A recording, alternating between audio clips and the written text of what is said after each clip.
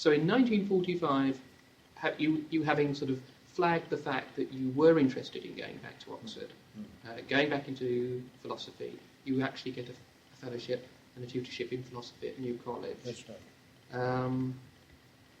How did you experience that early period back in Oxford? I had tremendous cold feet for 2 years.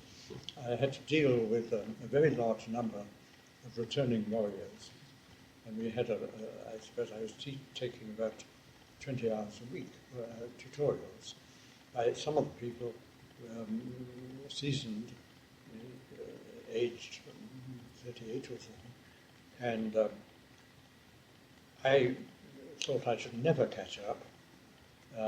Why had I left a trade which I had at my fingers' tips, and gone back to school?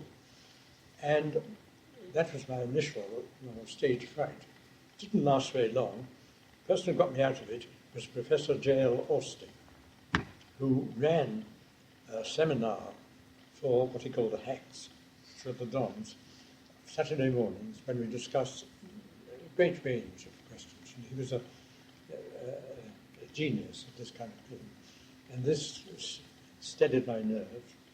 And I settled down after 2 years to know this is what I really want to do. It took me 2 years to be sure. I kept some kind of open door with my chambers and said I might be coming back. And then I said no. Now you mentioned Austin. How influential was he Very. On you? Very.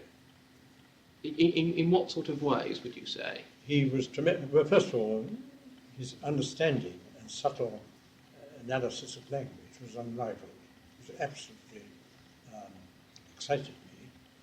And then he had an interest, well, he was naturally interested in law, and he would have made a formidable QC. And we ran a class together called Excuses, in which which was really a study of the mental and other conditions of criminal responsibility. And we read papers at each other. And then it came clear to me that he had some ideas. For example, that what he was good at was characterizing the very diverse uses of language that there are, and how these are not seen, and philosophical confusion results from assimilating one kind of use of language to another. It was, to some extent, rather like Wittgenstein, but it was different in its thrust. And then, amongst other things, he had the idea of what he called performative utterance. And here the law came into its own. When I say, I hereby give you my gold pen, I'm not describing what I'm doing, I'm actually doing it with words. And he wrote, doing things with words. And that tremendously impressed me. I developed that in certain ways. And the other thing was his general interest in the diversity of rules and standards of conduct, and the analysis of various concepts connected with them. Well, that's all too long. Stop me if I'm going. No, not at all. That's most interesting. I mean, in this period, one of the things certainly I'm very interested in are the intellectual influences that caused you to change your ideas. Well, Austin, certainly, Wittgenstein to some extent. Well, I was going to ask you about the importance of Wittgenstein. Yes, of course. He travelled across from Cambridge only after about 12 years. I mean, his words. The Blue Book, which was put into my hands by a fellow of this college called George Paul, gifted linguistic philosopher who influenced me, and I got Wittgenstein's Blue Book, in which the standard thing was don't ask for the meaning, ask for the use. This I found really interesting. And you could connect with that, yes. and what Wisdom was doing. Austin was doing. Yes.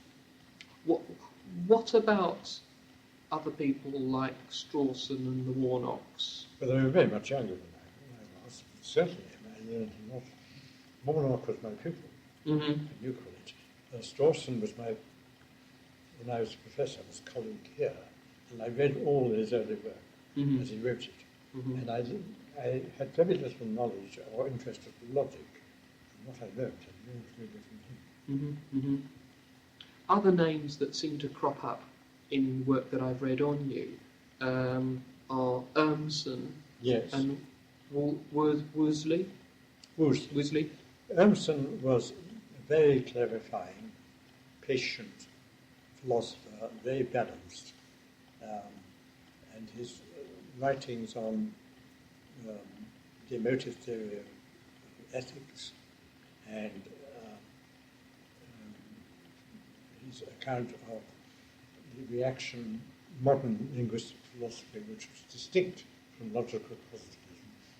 I can't remember the name of the book. Did influence. But that was an influence, was it? What about G.E. Moore? Was Yes, he? further back, certainly. I read him in the war, Mm-hmm. very largely. And people like Ayer and Ryle? I reacted against Ayer. While I stimulated me to a certain degree, but I thought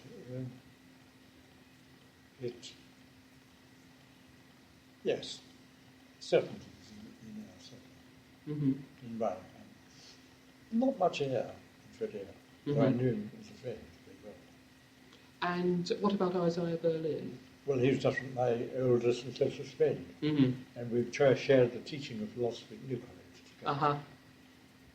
And certainly he illuminated it with great panoramas of the historical and metaphysical settings of his doctrine. Certainly. So if one were to concoct a league table of the most influential figures, would Austin be the first? Yes, for any direct effect on my jurisprudence.